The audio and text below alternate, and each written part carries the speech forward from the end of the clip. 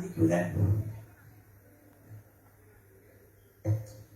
Grazie Presidente, grazie cittadini, devo ringraziare i presenti perché hanno voluto fino all'ultimo garantire la loro presenza per cercare di venirne fuori da una crisi che è stata difficoltosa da gestire.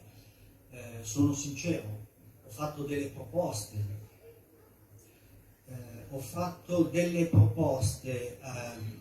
Scusate, cortesemente, in genere quando si parla si cerca di rispettare. Allora, diciamo, questa crisi è stata di un paio di mesi, c'erano delle tensioni all'interno della maggioranza, ho cercato di ascoltare tutti i consiglieri, le forze politiche, i cittadini che mi hanno anche ascoltato, ho ascoltato anche le forze civiche del nostro comune e ho cercato di trovare una mediazione tra le parti. Io non ci sono riuscito, quindi ho fallito di fatto una mediazione che non è stata accolta da parte della mia maggioranza. Quindi prendo atto di questa crisi, non so se per me sarà un arrivederci o un addio, questo non so, dovrò ragionare perché ho bisogno anch'io qualche giorno o forse qualche mese di riflessione e di riposo. Io ce l'ho messa tutta, nella vita si può anche sbagliare, si può anche prendere atto che qualcosa non sia funzionato. Io ce l'ho messa tutta, ci ho creduto fino in fondo e vi ringrazio ancora, ringrazio anche i consiglieri dell'opposizione che in qualche modo in alcuni casi abbiamo avuto anche ultimamente modo di lavorare insieme sui problemi dei cittadini.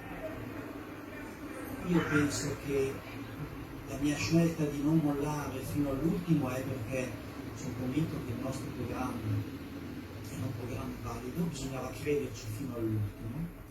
Purtroppo i capricci di alcuni assessori, le volontà di apparire, l'attaccamento diciamo, alla poltrona e al proprio lavoro nel bene o nel male ha portato anche a una contrapposizione.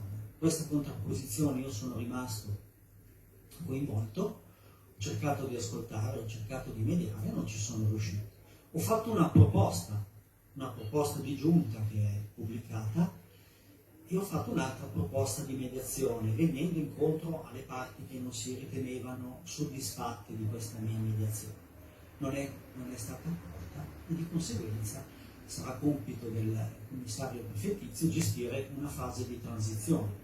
Senz'altro è una sconfitta per la città perché ovviamente un commissario prefettizio lavorerà il minimo indispensabile per poter gestire l'ordinarietà.